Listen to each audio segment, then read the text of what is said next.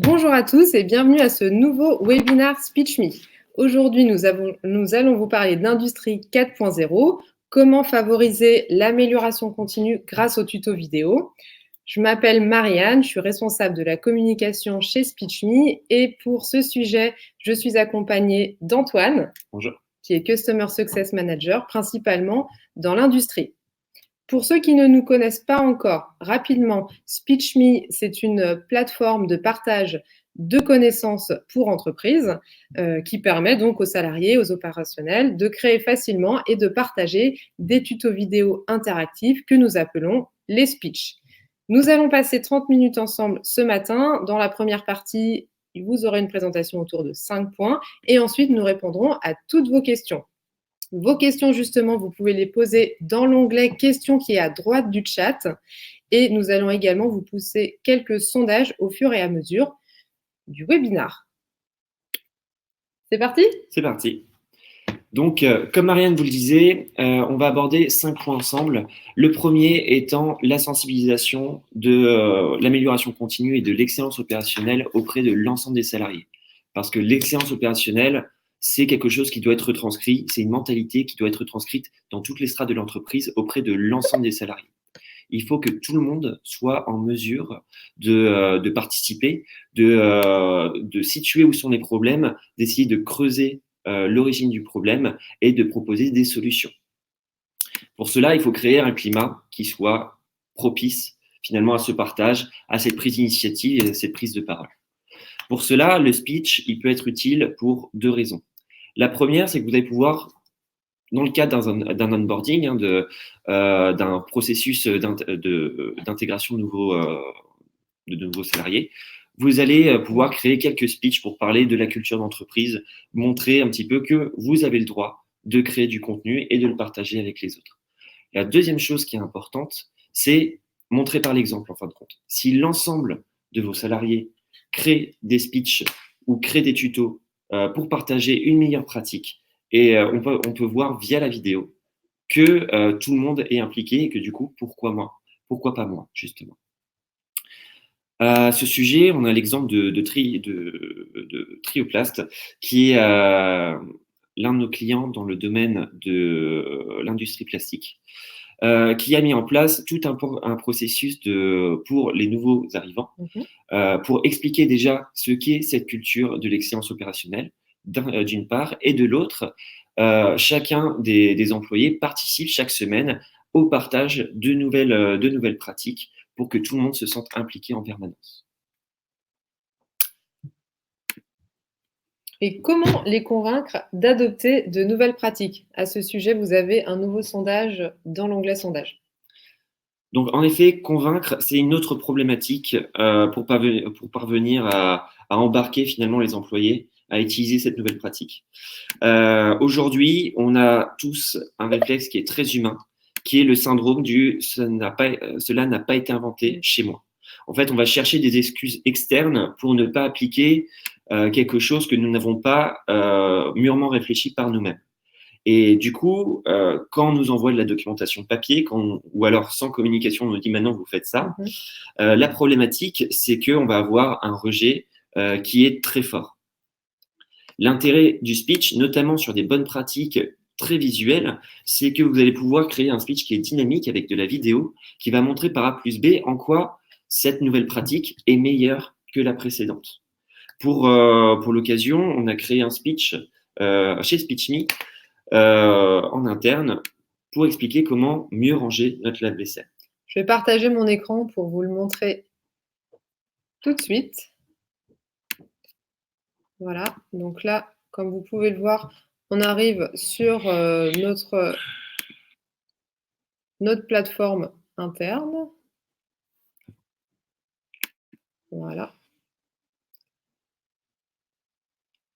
Voilà. Pour ceux qui ne connaissent pas le speech, vous avez sur la droite 3 sous-chapitres qui représentent les 3 moments finalement de ce speech. Vous allez avoir le pourquoi, où je parle avec l'équipe du projet que nous avons mené pour améliorer le processus.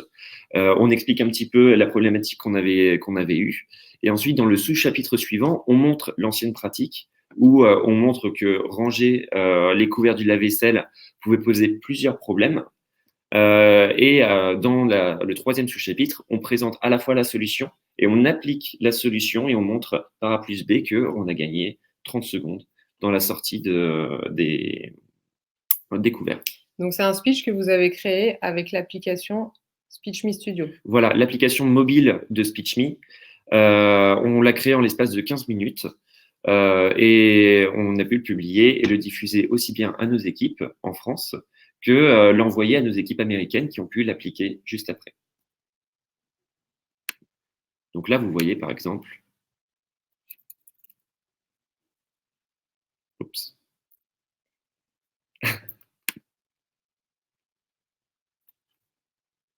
Voilà, je retourne. On est là avec une situation de départ, avec des couverts qui sont positionnés de manière très complexe, tous différents, mal rangés, et puis donc tous mélangés. Donc un premier problème, c'est qu'aujourd'hui, d'abord, il faut prendre du temps pour prendre l'ensemble des couverts, mais surtout, comme on le voit là, on ne peut globalement pas tout prendre d'un coup. Donc voilà, on va déjà avoir un premier aller-retour qui va nécessiter d'aller en plus réeffectuer une deuxième opération de tri pour que chaque couvert puisse aller dans le bon classement. Et ensuite, on va nécessiter un deuxième trajet pour pouvoir finir. Et donc, on en est aujourd'hui sur ce type d'opération. On est sur un temps de rangement qui approvisionne à peu près la minute.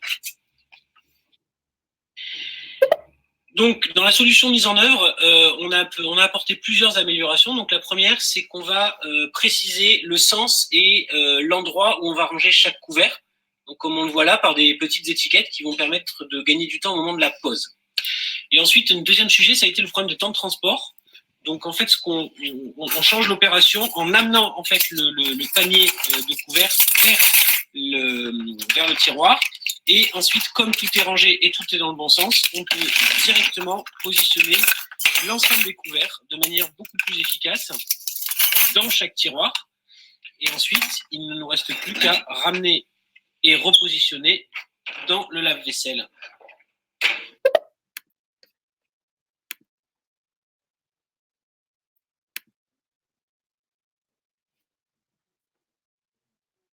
Okay. Oui, donc là, par exemple, l'exemple du lave-vaisselle montrait comment accélérer le fait de vider les couverts. Ça peut paraître un exemple tout à fait trivial dans le cadre de SpeechMe, mais imaginez qu'on soit un franchisé dans la restauration rapide avec des restaurants partout où il y a cette problématique d'accélérer la gestion des couverts, mettre en place cette nouvelle pratique et la possibilité de la diffuser largement, massivement et très rapidement à l'ensemble de ces restaurants, c'est un moyen d'impacter tout le monde et d'accélérer cette modification.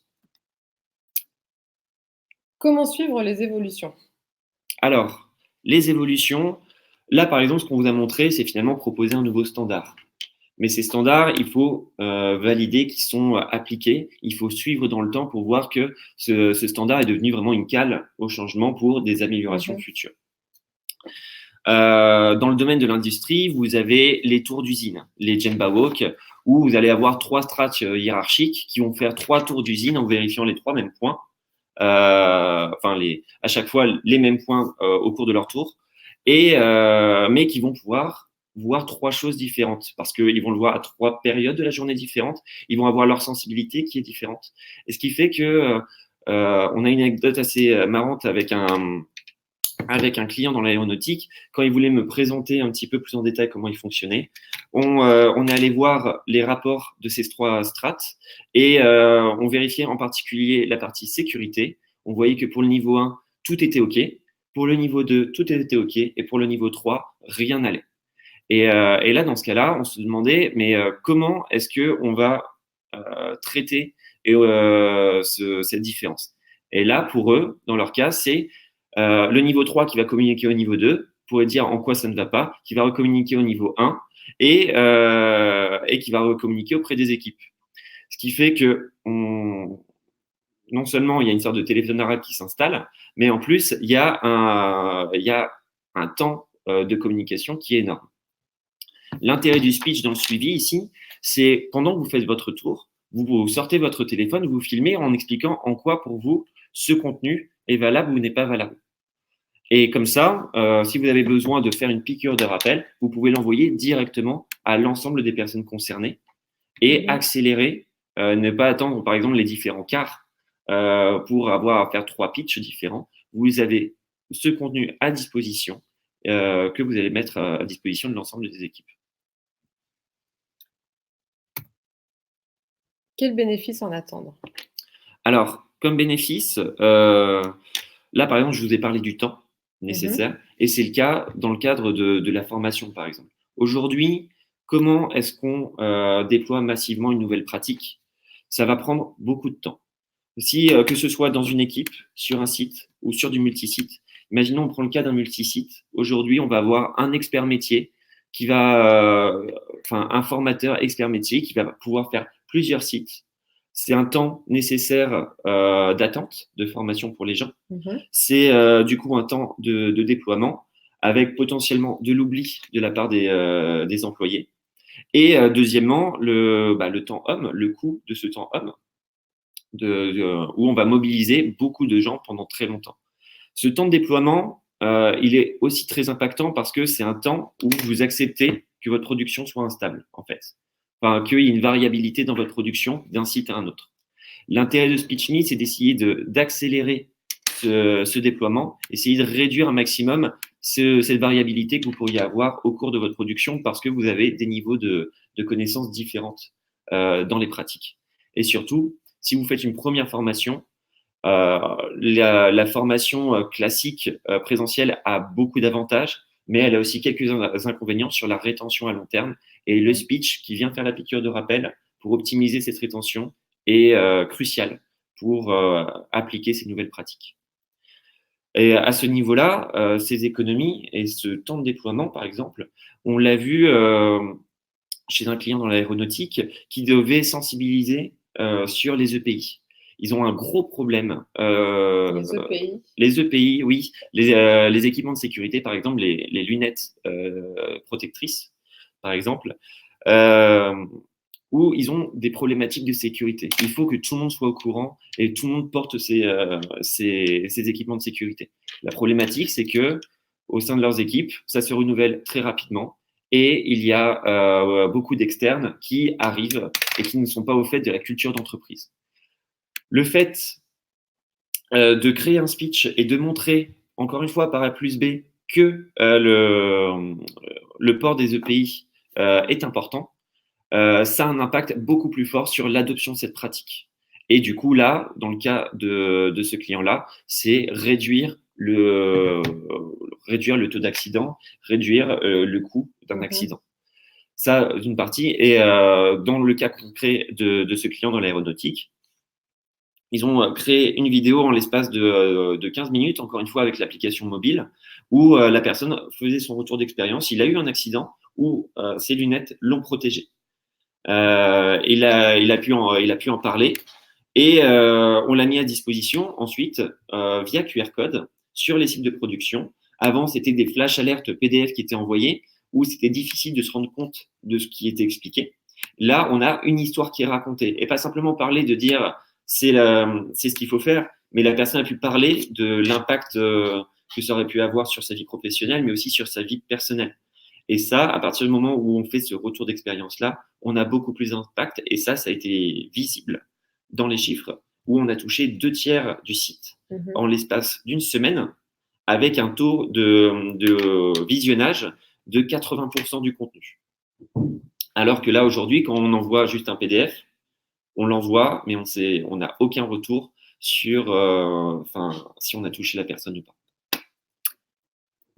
Dernier point, comment s'adapter aux habitudes terrain? Je vous rappelle que vous pouvez aussi poser vos questions si vous en avez dans l'onglet questions. Nous vous y répondrons juste après ce point. Je te laisse la parole. Oui, donc les habitudes terrain, là je vous parlais du QR code, flasher là où la personne a besoin, consulter le contenu là où il en a besoin. Ça, c'est très important. Non seulement vos salariés n'ont pas attendu SpeechMe, n'ont pas attendu votre direction pour commencer à communiquer ensemble. La problématique, c'est que là, aujourd'hui, la communication sur ces bonnes pratiques ou sur le suivi des bonnes pratiques se fait en dehors de l'entreprise. C'est des SMS qui s'envoient sur des portables personnels ou des portables professionnels. C'est des photos qui sont envoyées sur un groupe WhatsApp. Tout ça, c'est une communication qui est en shadow de l'IT de l'entreprise. L'intérêt de SpeechMe, c'est que vous avez une plateforme qui vous permet de garder cette flexibilité tout en restant dans le domaine de l'entreprise. Ça, c'est la première chose des habitudes terrain. La deuxième chose, c'est le renouvellement de vos salariés. Vague après vague, vous allez avoir de plus en plus de millennials au sein de vos équipes. Ces millennials, ils ont été bercés par la vidéo, par Internet, par les réseaux sociaux. Ils se retrouvent beaucoup plus facilement dans un contenu qui est vidéo et dans la création vidéo que dans une documentation papier, classique. Alors, on vous avait posé plusieurs questions par sondage, notamment une sur, selon vous, combien de temps est nécessaire à l'adoption d'une nouvelle pratique? Oui, là, on voit La majorité d'entre vous a répondu quelques semaines. Qu'est-ce qu'on peut dire là-dessus, Antoine? Non, en réalité, c'est tout à fait logique et il n'y a pas de bonne ou de mauvaise réponse. En soi, en fonction de la taille du projet à déployer, ça peut prendre plus ou moins longtemps.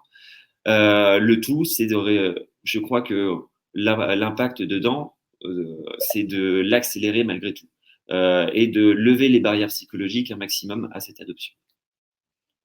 En tout cas, ce qu'on peut voir, c'est que la plupart d'entre vous rencontrent en tout cas des difficultés pour convaincre les salariés, que ce soit parfois ou toujours. Il y en a quand même un tiers d'entre vous qui ont répondu toujours par rapport à cette adoption.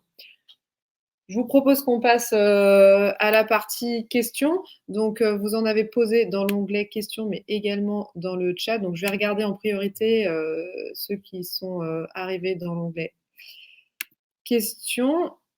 Alors, première question, vous parlez de retour positif. Comment faites-vous vos mesures?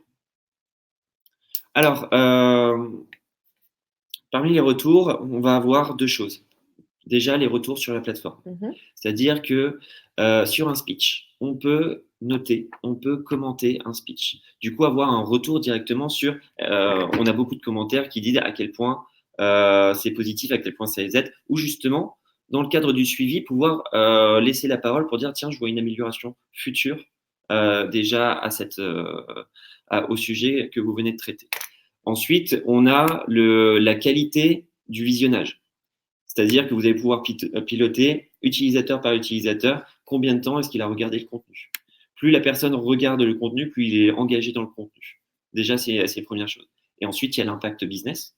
Tout simplement, si vous avez des sujets qui traitent, imaginons, accompagner sur un logiciel même, vous expliquez un logiciel via SpeechMe.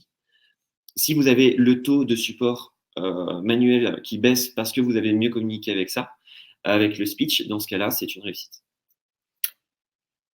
Question suivante. Donc, vous évoquez des vidéos destinées à la production, mais les taux d'équipement de cette population en écran est très faible. Comment les vidéos sont-elles visibles dans ce cas? Alors, honnêtement, en règle générale, SpeechMe s'insère dans un plan de digitalisation des usines, de l'usine 4.0. En soi, on a souvent des écrans à disposition. Il y a de plus en plus d'entreprises se munissent de tablettes sur les zones de production, se munissent d'ordinateurs ou alors d'écrans d'information. Ils peuvent avoir accès à des téléphones portables professionnels ou personnels sur lesquels ils vont pouvoir flasher les codes pour consulter le contenu qui est destiné à leur entreprise.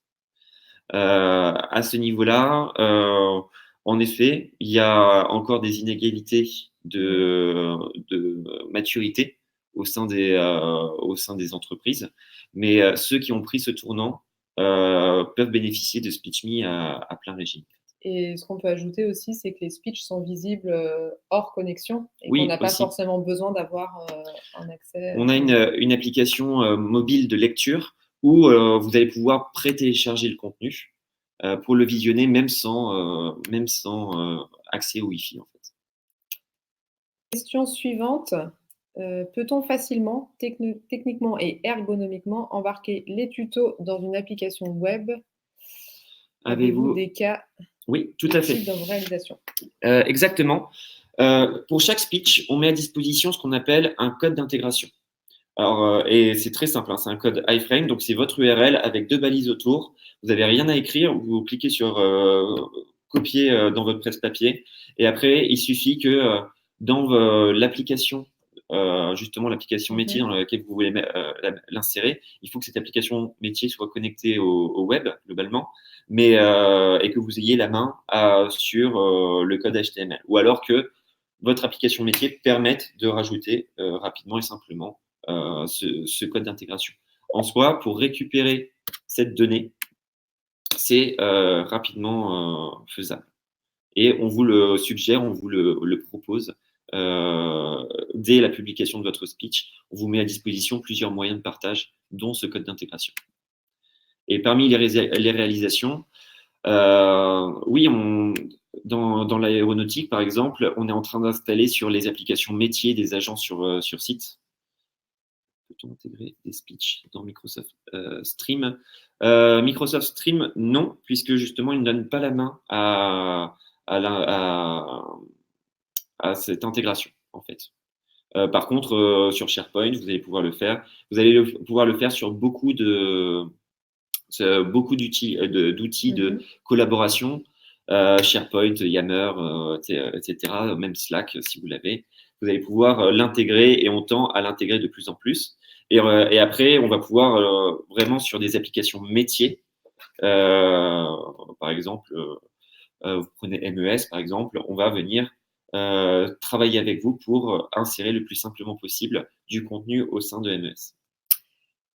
Qui crée le speech, donc le tutoriel vidéo? Est-ce que c'est le manager, l'expert, le service formation? Alors, très bonne question.